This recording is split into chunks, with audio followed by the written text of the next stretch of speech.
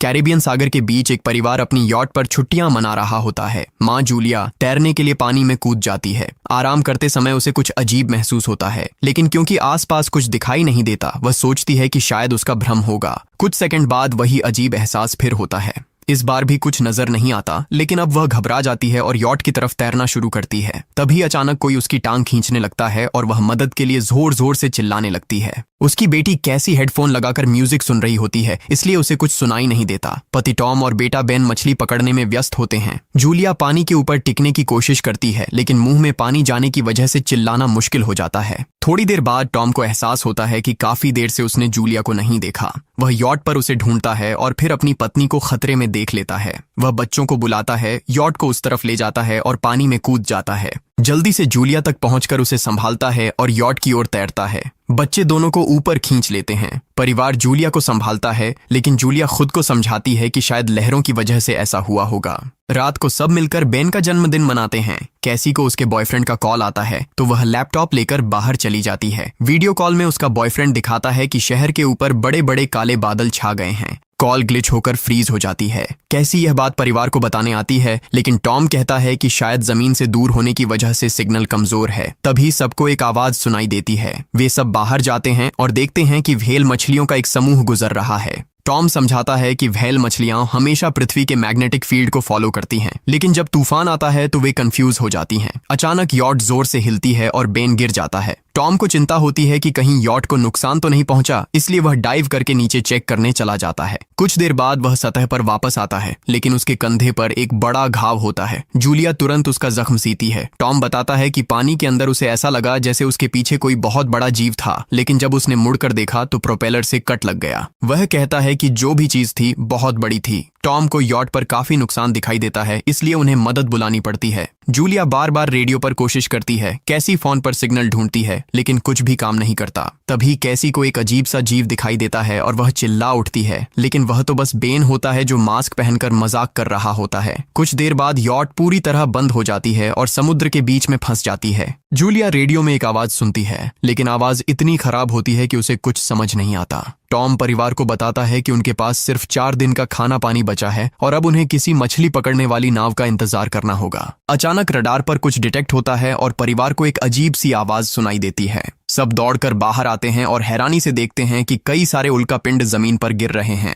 जहां जहां उल्कापिंड गिरते हैं वहां बड़े धमाके होते हैं। एक उल्कापिंड पानी में उनके पास गिरता है तो टॉम तुरंत यॉट को चलाने की कोशिश करता है। इंजन मुश्किल से चलता है, लेकिन तभी एक और उल्कापिंड उस इलाके को हिट करता है। परिवार डर के मारे एक दूसरे को कसकर पकड़ लेता है। तभी टॉम को समझ आता है कि जो आग के गोले गिर रहे हैं वे उल्कापिंड नहीं बल्कि सैटेलाइट्स हैं। उसी वक्त बेन देखता है कि यॉट से धुआं निकल रहा है। टॉम चेक करता है और कंफर्म होता है कि इंजन खराब हो गया है। हवा तेज होने लगती है तो फैमिली यॉट के अंदर छुप जाती है, बिना ये नोटिस किए कि कंपास बहुत तेजी से घूम रहा है। यॉट जोर जोर से हिलने लगती है। बेन फिर से गिर जाता है और इस बार उसे चोट भी लग जाती है। लहरें तेजी से यॉट से टकरा रही होती हैं। टॉम स्ट्रगल करके बाहर जाता है और लाइफ जैकेट्स लेकर आता है। तभी पावर चली जाती है। टॉम तुरंत पावर बॉक्स का बटन प्रेस करता है और लाइट वापस आ जाती है। उस वक्त बेन नोटिस करता है कि जूलिया की नाक से खून बह रहा है। जूलिया को चक्कर आने लगते हैं, जबकि कैसी सिंक पर जाकर उल्टी कर देती है। टॉम रेडियो ट्राई करता रहता है पर सिग्नल नहीं मिलता। अचानक एक तेज हाई पिच्ड नॉइज आती है और हवा और भी स्ट्रांग हो जाती है। जूलिया दरवाजे बंद करने की कोशिश करती है, पर एक हैच खुल जाता है और हवा खिड़कियां तोड़ने लगती है। टॉम एक फ्लेयर जलाता है और थोड़ी देर बाद अंधेरा छा जाता है। अगली सुबह फैमिली शॉक में उठती है कि वो स्टॉर्म से बच गए हैं, लेकिन यॉट आधी तबाह हो गई होती है। जब वो बाहर आते हैं तो देखते हैं कि समुद्र का पानी गायब हो गया है और यॉट अब जमीन पर अटकी है। सब ये देखकर शॉक में आ जाते हैं। कैसी सिग्नल चेक करती है पर नेटवर्क बिल्कुल डाउन होता है। बेन 2 मरे हुए केकड़ों से खेलने लगता है। टॉम कंपास चेक करता है और देखता है कि वो उल्टा हो गया है। ये आखिरी बार 7 लाख साल पहले हुआ था। कैसी को लगता है कि उसका बॉयफ्रेंड मर गया होगा और वो टूट जाती है। जब जूलिया उसे समझाने आती है तो कैसी उसे दूर कर देती है और छुपने चली जाती है। जूलिया और टॉम बची हुई सप्लाईज देखते हैं। बेन अपने बर्थडे बलून्स एक पत्थर से बांध देता है ताकि शायद कोई बचा हुआ सर्वाइवर देख ले। टॉम फिर रेडियो ट्राई करता है और इस बार एक आदमी से कनेक्शन हो जाता है। उसका नाम नाव होता है और वो एक सबमरीन का कैप्टन होता है। उसकी सबमरीन भी लैंड पर अटक गई है। वो कंफर्म करता है कि मैग्नेटिक पोल्स रिवर्स हो गए हैं, इसलिए ओशन पीछे हट गया है और जमीन डूब गई है। वो कहता है कि उसने अभी तक और सर्वाइवर्स नहीं देखे और कम्युनिकेशन सिस्टम सिस्टम्स बिल्कुल डाउन हो गए हैं। वो मजीद ये भी कहता है कि पोल्स फिर रिवर्स होंगे और शायद एक हफ्ते में समुंदर वापस आ जाएगा।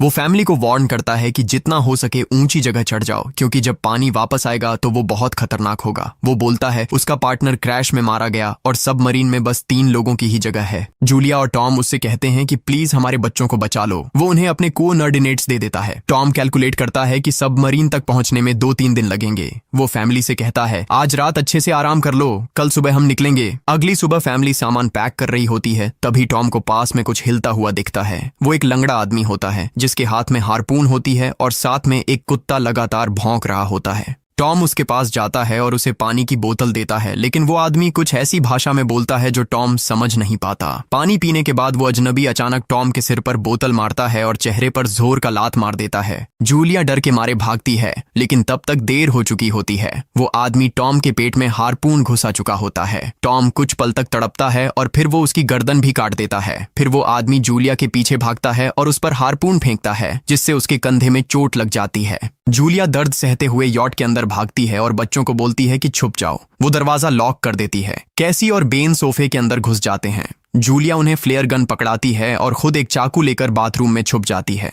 वो आदमी दरवाजे पर जोर जोर से धक्के मारता है और आखिर अंदर घुस ही जाता है। पहले वो थोड़ा खाना उठाता है और फिर यॉट में इधर उधर ढूंढने लगता है, फिर बाथरूम की तरफ जाता है, लेकिन जूलिया समझदारी से एक छोटे छेद से बाहर निकल जाती है। वो आदमी सोचता है कि जूलिया भाग गई, लेकिन जैसे ही वो धीरे से निकलने लगती है, उसका कुत्ता उसे देख लेता है और भौंकने लगता है। कुत्ता उस पर झपटता है तो जूलिया चाकू से उसे मार देती है। कुत्ते की चीख सुनकर वो आदमी बाहर आता है और अपने कुत्ते की लाश देखकर आग बबूला हो जाता है। इस बीच जूलिया यॉट के दूसरे साइड से अंदर जाने की कोशिश करती है। वो ऊपर चढ़कर टूटी हुई खिड़की से अंदर घुसने लगती है, लेकिन वो आदमी पहले ही वहां पहुंच जाता है। वो उसे पकड़कर जोर से मुक्का मारता है, जिससे वो नीचे गिर जाती है। जूलिया फर्नीचर पकड़कर बचने की कोशिश करती है, लेकिन वो आदमी उसे लात मारकर दूर फेंक देता है। फिर वो उसकी कलाई पर पैर रख देता है ताकि वो चाकू छोड़ दे, और फिर उसके बाल पकड़कर उसका चेहरा जमीन पर दे मारता है और सोफे पर फेंककर उसका गला दबाने लगता है। बच्चे ये सब कुछ देख रहे होते हैं। कैसी बाहर निकलकर फ्लेयर गन चलाती है जो सीधा उस आदमी को लगती है। वो जल उठता है और यॉट में आग फैलने लगती है। बच्चे तुरंत भाग जाते हैं, लेकिन जूलिया वापस आती है। वो उसे एक किक मारकर गिराती है, मैप और बैग उठाती है और वहां से भाग जाती है। बेन और कैसी अपने पापा के पास जाकर रोने लगते हैं। जूलिया भी उनके साथ बैठ जाती है और तीनों मिलकर आंसुओं के साथ टॉम को आखिरी अलविदा कहते हैं। तभी वो डरावना आदमी फिर यॉट से बाहर निकल आता है तो फैमिली फिर से भागने लगती है। कुछ ही देर में यॉट एक बड़े धमाके के साथ उड़ जाती है। थोड़ी दूर चलने के बाद वो लोग एक छोटे से झरने के पास रुकते हैं ताकि थोड़ा आराम कर सकें। कैसी सोचती है कि शायद वो पागल आदमी उनके पास गुब्बारे देखकर आया था। ये सुनकर बेन खुद को कसूरवार मानने लगता है। जूलिया उसे समझाती है कि इसमें उसकी कोई गलती नहीं थी और सबको आगे बढ़ने को कहती है, क्योंकि वो आदमी अभी भी उनके पीछे है। रास्ते में एक छोटे तालाब के पास बेन एक मरी हुई हैमरहेड शार्क देखकर हैरान रह जाता है। तभी जूलिया नोटिस करती है कि वो आदमी फिर उनके करीब पहुंचने वाला है। सब लोग दौड़ पड़ते हैं और एक रेत के टीले से नीचे गिर जाते हैं, जहां उन्हें जहरीला कचरा दिखाई देता है। फैमिली सावधानी से उसे पार करती है और लगता है कि उन्होंने उस आदमी से पीछा छुड़ा लिया है। चलते चलते उन्हें बड़े बड़े मरे हुए सी एनिमल्स और समुंदर के नीचे जमा हुआ सारा प्लास्टिक दिखने लगता है। बेन धीरे धीरे चलने लगता है तो जूलिया समझ जाती है कि वो डिहाइड्रेशन के करीब है। वो सबको रुकने को कहती है। जब वो पानी की बोतल देखती है तो उसे झटका लगता है। बोतल में पानी लगभग खत्म हो चुका होता है। कैसी को एहसास होता है कि शायद उसने बोतल ठीक से बंद नहीं की थी। जूलिया गुस्से में चिल्लाती है कि उसकी लापरवाही की वजह से पानी खत्म हो गया। कैसी जवाब देती है, क्या फर्क पड़ता है, वैसे भी हम बचने वाले नहीं हैं। दोनों के बीच लंबी बहस होती है, फिर भी फैमिली आगे चलती रहती है। कुछ देर बाद उन्हें एक क्रैश हुआ प्लेन मिलता है। अंदर कुछ हिलता डुलता देख सब डर जाते हैं, लेकिन वो सिर्फ कुछ पक्षी होते हैं। फैमिली तय करती है कि रात यहीं प्लेन के अंदर गुजारेंगे। वो थोड़ा सा स्नैक शेयर करते हैं और जूलिया को टॉम की जैकेट में एक फैमिली फोटो मिलती है, जिसे देखकर उसका दिल टूट जाता है। कैसी पूछती है, मॉम आप और डैड की लव स्टोरी क्या थी? जूलिया मुस्कुराकर बताती है, टॉम हॉस्पिटल में मेरा पेशेंट था। फिर एक दिन उसने फूल और एक प्यारी सी कविता देकर अपना प्यार जताया था। रात के बीच में कैसी प्लेन से बाहर जाती है। तभी वो डरावना आदमी उसे पीछे से पकड़ने की कोशिश करता है, लेकिन जूलिया अचानक पीछे से उस पर टूट पड़ती है और बार बार चाकू से वार करके उसे मार देती है। कैसी अपनी माँ को गले लगाकर शांत करती है। अगली सुबह उस आदमी की लाश पर कीड़े गुंड पड़े होते हैं।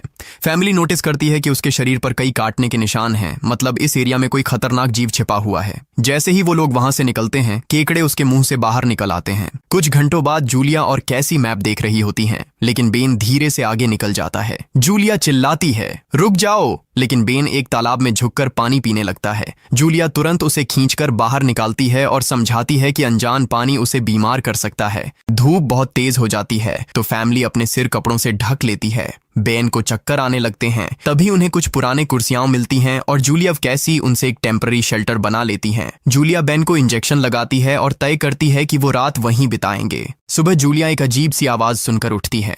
बाहर जाकर देखती है तो क्रैब्स का एक बड़ा झुंड उनकी तरफ आ रहा होता है। वो तुरंत बच्चों को उठाती है और तीनों भागना शुरू कर देते हैं। भागते भागते उन्हें एक बड़ा कार्गो शिप दिखाई देता है। वहां 3 क्रू मेंबर्स जिंदा होते हैं। एक औरत उनकी मदद करना चाहती है, लेकिन बाकी 2 आदमी मना कर देते हैं और तीनों फैमिली को बाहर छोड़कर कंटेनर लॉक कर लेते हैं। क्रैब्स पास आ जाते हैं। जूलिया बच्चों को कंटेनर के ऊपर चढ़ाती है। खुद जब चढ़ने लगती है तो क्रैब्स उसके पैर को जोर से काट लेते हैं। बच्चे उसे खींचकर ऊपर चढ़ाते हैं, नहीं तो वो नीचे गिर जाती। कंटेनर के एक छेद से आधे क्रैब्स अंदर घुस जाते हैं। क्रू मेंबर्स फायरिंग शुरू करते हैं, लेकिन क्रैब्स उन पर हावी हो जाते हैं और दोनों को मार डालते हैं। आखिरी आदमी छत के होल तक पहुंचता है, लेकिन क्रैब्स उसे भी नीचे खींच लेते हैं और वो भी मर जाता है। जूलिया अपने जख्म पर पट्टी बांधती है और बेहोश हो जाती है। कुछ देर बाद जब वो उठती है तो खुद को रेत के तूफान के बीच अकेली पाती है। वो घबराकर बच्चों को ढूंढने लगती है। एक मरी हुई औरत का हथियार उठाती है और जोर जोर से चिल्लाती है। कैसी उसकी आवाज सुनकर लौट आती है और बताती है कि वो और बेन मदद ढूंढने गए थे, लेकिन कोई नहीं मिला। फिर दोनों बेन से मिलते हैं, जिसे एक खुला कंटेनर मिलता है जहां वो तूफान खत्म होने तक रुक सकते हैं। जूलिया टॉम का लाइटर निकालती है और अपने जख्म को जलाकर बंद करती है, जो बेहद दर्दनाक होता है। तूफान थमने के बाद उन्हें एक और कंटेनर मिलता है जिसमें बहुत सारी पानी की बोतलें होती हैं। बॉडीज चेक करते वक्त उन्हें एक रेडियो और एक गन भी मिलती है। जूलिया नाव से संपर्क करती है और बताती है कि मैप खो गया है। इस पर नाव बताता है कि उन पर आर्थ्रोपॉड्स ने हमला किया था, वो अबिस के जीव हैं जो ऑक्सीजन की वजह से पूरी तरह पागल हो चुके हैं। अब नाव फैमिली को जल्दी करने को बोलता है, क्योंकि उसके इंस्ट्रूमेंट्स ने कैलकुलेट किया है कि समुद्र उम्मीद से ज्यादा जल्दी वापस आएगा और उनके पास सिर्फ कुछ घंटे बचे हैं। वो एक फ्लेयर शूट करता है और फैमिली उस दिशा में चलना शुरू करती है। लंबी वॉक के बाद फैमिली को एक टूटा हुआ टॉयलेट मिलता है जिसमें बेन पेशाब करता है। अब वो लोग आखिरकार सबमरीन को पास ही देख लेते हैं, लेकिन वहां पहुंचने के लिए उन्हें एक बड़ा चट्टानी रास्ता पार करना होगा। जैसे ही वो रास्ते से गुजरते हैं, दीवारें हिलने लगती हैं और पत्थर गिरने लगते हैं, जिससे एक भयानक रॉक स्लाइड हो जाता है। जूलिया तुरंत अपने बच्चों को साइड में धक्का देती है और खुद भी पीछे हट जाती है ताकि कुचली न जाए। अब एक पत्थर की दीवार उनके बीच आ गई है। जूलिया बच्चों से कहती है कि वो बिना उसके आगे बढ़ जाए, लेकिन कैसी मना करती है और जोर देती है कि उसकी माँ को चढ़ने की कोशिश करनी चाहिए। बहुत बहस होती है और चिल्लाने के बाद जूलिया वादा करती है कि वो बाद में अपने बच्चों को ढूंढ लेगी। मजबूर होकर कैसी अपने भाई को खींचकर आगे ले जाती है। बच्चे चट्टानी रास्ता चढ़कर सबमरीन की तरफ भागते हैं, लेकिन वहां पहुंचकर देखते हैं कि नाव बाहर खून में लथपथ पड़ा है। वो समझाता है कि उसके लिए सब खत्म हो गया है और अब बच्चे सबमरीन ले सकते हैं। ये सोचकर कि एक एक्स्ट्रा जगह होगी, कैसी वापस अपनी माँ को ढूंढने भागती है। तभी जूलिया केकड़ों को आता देखती है और वो फायरिंग शुरू कर देती है। कुछ केकड़ों को वो मार देती है, लेकिन झुंड बहुत बड़ा होता है और सबसे लड़ना मुश्किल हो जाता है। उसी वक्त कैसी दीवार के ऊपर दिखाई देती है और हाथ आगे बढ़ाती है तो जूलिया अपने घायल पैर के बावजूद तेजी से चढ़ना शुरू करती है। कैसी की मदद से वो दूसरी तरफ पहुंच जाती है और दोनों साथ में सबमरीन की तरफ भागते हैं। बेन पहले से ही ऊपर खड़ा होता है और फायर खोल देता है ताकि केकड़े डिस्टर्ब रहें जब तक फैमिली ऊपर चढ़ जाए। केकड़े नाव के शरीर तक पहुंचते ही तुरंत उसे खाने लग जाते हैं। जूलिया गन उठाती है और फायरिंग जारी रखती है जब तक बच्चे अंदर चले जाएं। जब वो सुरक्षित हो जाते हैं, जूलिया समझती है कि गोलियां खत्म हो गई हैं, तो वो गन केकड़ों पर फेंक देती है और अपने बच्चों के साथ अंदर चली जाती है। फैमिली हैच को अच्छे से लॉक करती है और खिड़की से केकड़ों को सबमरीन के चारों तरफ देखती है। इसी वक्त समुद्र वापस आ जाता है तो तीनों तुरंत अपनी सीटों पर बैठकर बेल्ट पहन लेते हैं और एक दूसरे का हाथ पकड़ लेते हैं। तेज लहरें सबमरीन को जोर जोर से इधर उधर फेंकना शुरू कर देती हैं, जिससे जूलिया को पूरी जर्नी के विजन दिखने लगते हैं और कैसी उल्टी कर देती है। जल्दी ही वो हाई पिच आवाज वापस आती है और फैमिली बेहोश हो जाती है। कुछ देर बाद जूलिया और बच्चे होश में आते हैं और खुद को जिंदा देखकर खुश होते हैं। वो हैच अनलॉक करके बाहर निकलते हैं और देखते हैं कि लहरों ने सबमरीन को एक तबाह शहर में गिरा दिया है। यानी अब जिंदा रहने और नया जीवन शुरू करने की उम्मीद है। और यहीं पर फिल्म खत्म होती है। चैनल को सब्सक्राइब करना न भूलें और बेल आइकन जरूर दबाएं ताकि आपको ऐसे ही मजेदार वीडियो मिलते रहें। देखने के लिए धन्यवाद।